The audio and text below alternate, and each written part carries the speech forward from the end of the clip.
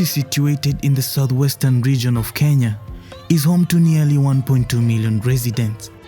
The predominant ethnic group in this area is the Maasai, renowned for pastoralism as well as the cultivation of wheat, barley, and maize crops. It is also home to the famed Masai Mara Game Reserve, where the spectacle of the Great Wildebeest Migration unfolds. Though the county earns revenue from crop farming and tourism, limited health resources present a daunting challenge to healthcare providers and their patients. The high patient-to-doctor ratio, scarce hospitals, few transportation alternatives, lack of medication and health insurance make access to quality care a distant reality. Ore nyankarna inega ajiroda. Nareno legilusu. Nikimwa yogi ntulele. Nikiponu duo yogi toning'otie ng'ole ena siai. Nejiga bakisho nekimwoi pi. Aya yonkoriong'i nkejek pooki wuei. Nikiruruko sipitalini ene serikali neeku nooropiyiani oshi taata kipuo. Iyata ake enkop amu tenijo alo sipitali e serikali nikingerokini ake panadol nikijokini shomo nyang'u irkeek ore pee miata nilo ang'. Prolonged procurement processes result in the dispensaries being deprived of essential medications for a long time, thereby perpetuating the cycle of poor health. Neeku ore enyamali sapuk nikidolta yiok oshi taata toosipitalini naa mishori iltung'anak irkeek, mishori pi. Amu kamaa dii panadol kolenyo molemion ake duo kusuia. Ore eneeku nyake kinchori nikijokini shomo nyang'u, ore nimiata mee nilo aimia. Adol ne sile ilo nilo anya sile pee inyang'u lelo keek.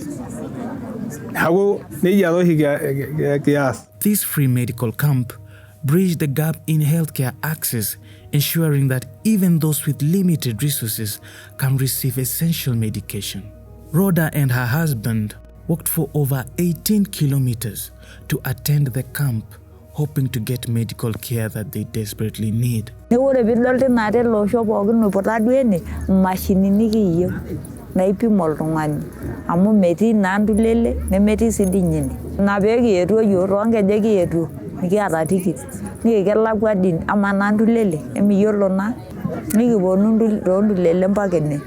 Kitejo manyaki aing'ua ena sipitali kuna sipitalini maapi ina nayawuaki pee kidol tenaa kitum eretoto. Neeku mpaka nikintoki awosh ndapi atesheita ekipuo ake mpaka ang'. Wakati mwingi hospitali iko lakini huwezi kutukuta tumeenda hivi kama vile unaona watu wamejaa. Hivyo inamaanisha hii camp kuna kitu inacho nafasi ambayo inajaza ambayo huwa pengine kuna pengo somewhere. Na ni nzuri sana. Watu wanajitokeza wanaweza kuelezea shughuli ambazo kwa kawaida hawezi kimbia hospitali ya kawaida. Hapo kwanza na washukuru sana. Kwa sababu mumeweka karibu department zote.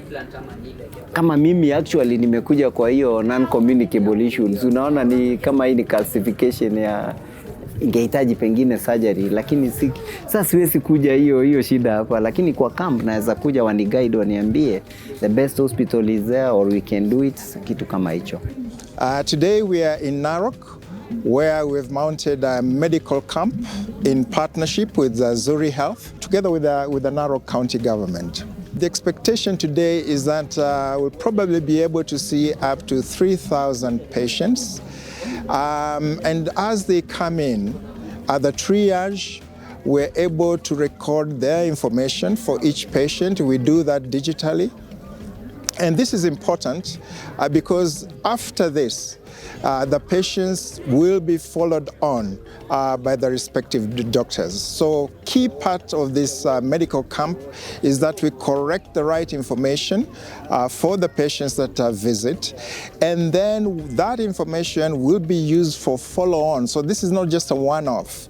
The doctors will be able to follow up with the patients. One of the key objectives of this health camp is to conduct screenings to ensure early detection of illnesses, thereby facilitating more effective management and reducing the risk of complications. Some of the services offered include eye screening with provision of medication and prescription of reading glasses, dental screening with some patients receiving minor dental extractions, HIV testing, diabetes and hypertension screening, among others. Including NCD screening. We also have reproductive health screening for that.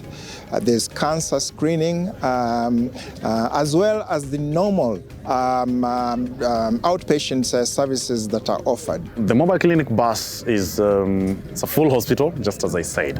X-ray, ECG, ultrasound, consultation, name it. A full lab, fully equipped lab, all in here. And I think that is why we got the big opportunity to be part of this amazing engagement. This is one of our biggest series of camps, and it's very, very special to us because of the community around Narok. We're able to still impact the community, reach a wider network. And what we've seen even from the pre-camping activities, we're able to scout and even ensure that the conditions or what most people of this community suffer from, we actually bring it to the camp for them to get the help they need. The prevalence rate of hypertension stood at 20%, diabetes 2%, osteoarthritis at 17%, respiratory tract infections and pneumonia at 14%. The camp provided medication of these illnesses with the aim of improving patient outcomes.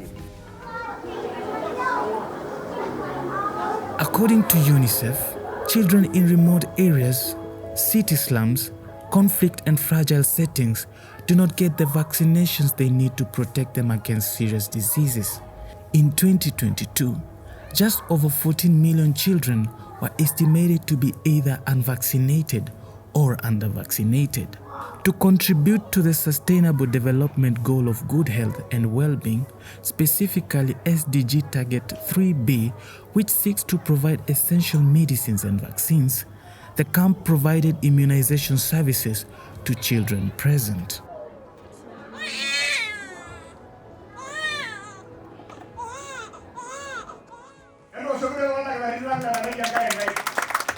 Many rural areas have a limited number of healthcare providers, especially women's health providers. Rural women experience poorer health outcomes and have less access to healthcare than urban women.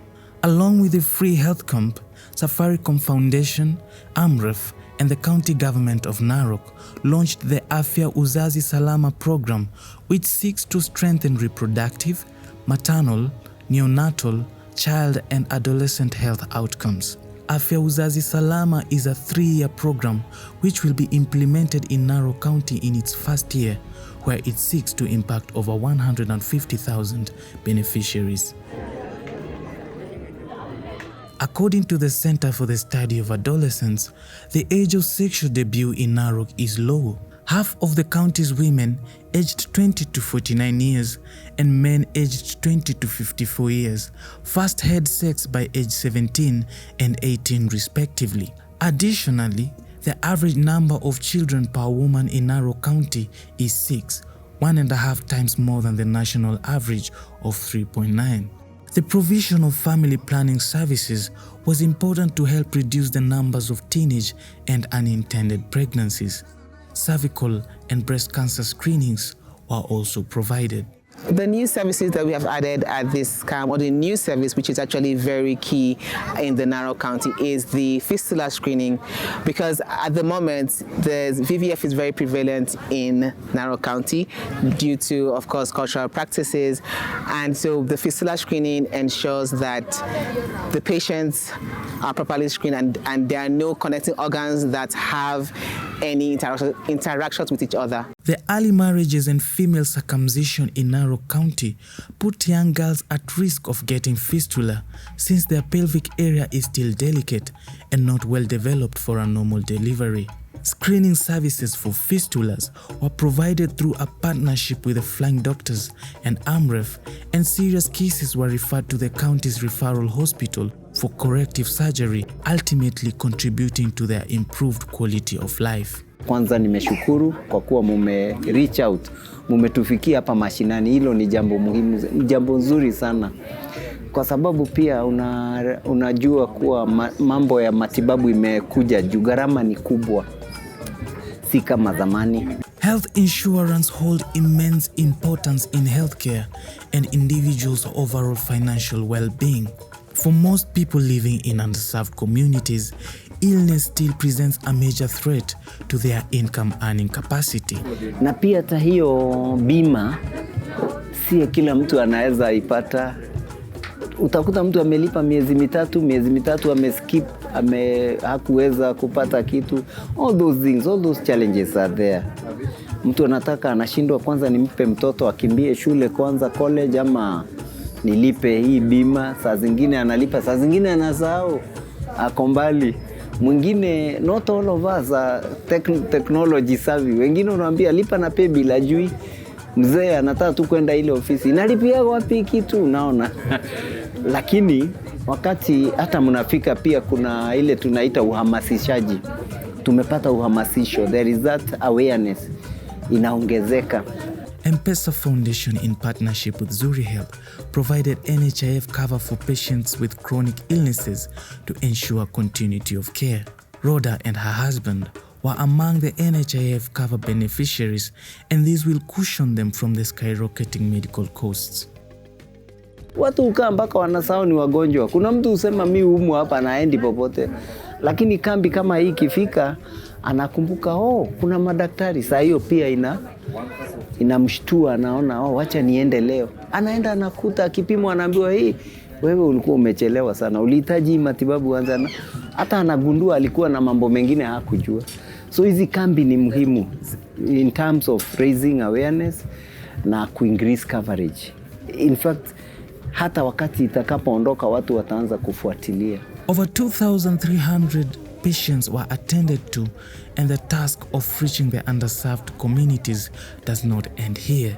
We want to say that we really value our partnership with Zuri Health. We have been able to leverage on technology at our medical camps.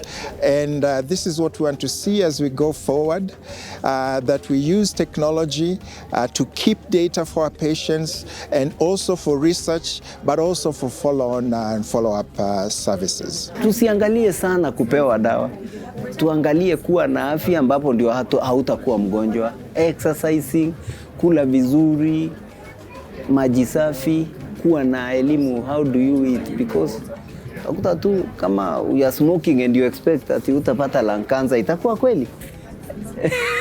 So kuna vitu tunahitaji to promote health.